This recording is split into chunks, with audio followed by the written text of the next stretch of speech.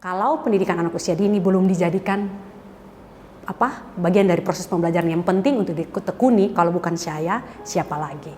Jadi saya punya passion untuk, kalau begitu saya harus pergi keluar, menyerap ilmu sebanyak-banyaknya, dan kembali ke daerah untuk bisa mempraktekkan apa yang saya dapat di luar.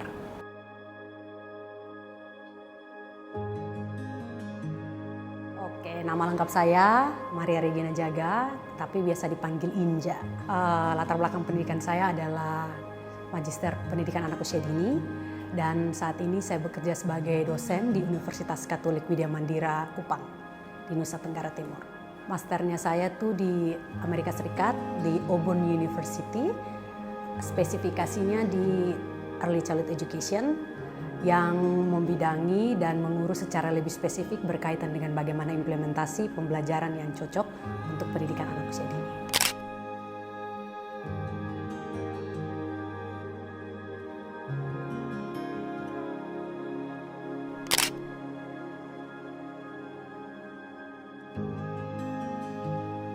Oke, kalau mau realistis itu adalah sebenarnya untuk sebagian orang bahwa saya menolak berkat yang datang di tangan saya.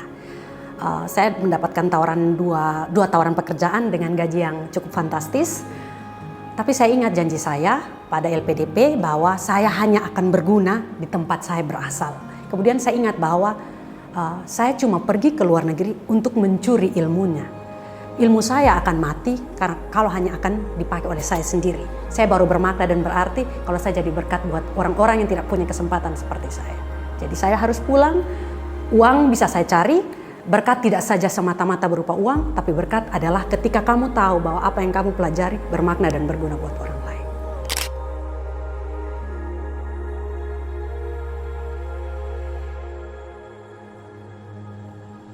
Ketika saya pertama kali pergi untuk mengaplikasikan ini, saya juga mendapatkan kendala. 3 bulan pertama saya ditolak. Saya dianggap wartawan yang datang untuk merekam seluruh kegiatan pertambangan yang dianggap ilegal. Kenapa dianggap ilegal? Karena semua pekerja kasarnya itu tanpa perlindungan, tanpa safety equipment. Nah, mereka pikir saya adalah wartawan yang datang, sehingga mereka menolak saya. Oh tidak, itu kayaknya wartawan yang sementara menyamar untuk mendapatkan data-data pribadi, data-data yang bisa against perusahaan tersebut. Tapi saya melakukan pendekatan melalui anak-anaknya karena saya tahu saya tidak akan berhasil mendekati kedua orang tuanya. Kenapa saya melakukan pendekatan melalui anak-anak? Pada saat istirahat siang mereka itu jam 12 ke jam 1, terus saya ajak mereka ke atas gunung. Di sana kami main sikidoka sambil belajar vocabulary. Anak-anak itu tanpa diminta pun mereka pulang dengan antusias bercerita. Tadi kami belajar tentang ini, terus dia mulai tunjuk benda-benda di dalam rumah. Oh ini, terus bapak dan mamanya tanya, kamu belajar dari mana? Oh sama Miss Inja yang tadi datang. Dia bukan wartawan, bukan, Miss Inja itu guru.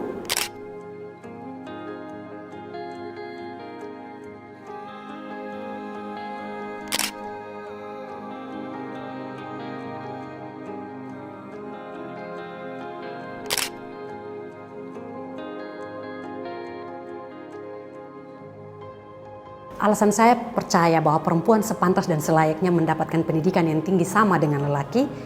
Hal pertama adalah mengingat pada mimpi dan dorongan yang diberikan oleh ibu saya kepada kami anak-anaknya.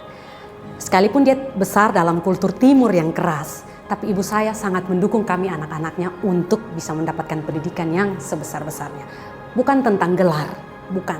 Tapi kesempatan ketika pola pikir kita akan berkembang, kesempatan ketika kita bisa membuat posisi kita dalam hal ini adalah kita sama dan setara dalam tugas dan tanggung jawab dengan lelaki.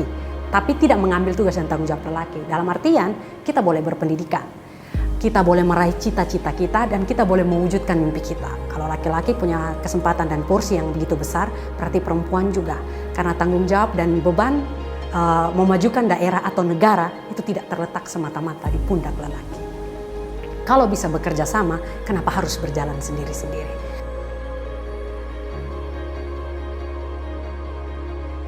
Yang pertama, jangan pernah berhenti belajar, jangan pernah berhenti berusaha. Ketika kamu gagal, itu sebenarnya bukan sebuah kemunduran. Tapi itu sebenarnya adalah sebuah tarikan ke belakang yang akan memastikan bahwa anak panahmu akan semakin kencang melaju ke depan. Yang kedua adalah, kalau kamu niat, karena kamu memang fokus mengerjakan sesuatu dan kamu yakin dan kamu minta pada semesta bahwa ini adalah sesuatu yang akan kamu buat demi kebaikan banyak orang, kerjalah, berusahalah, dan doakanlah itu. Pasti akan ada.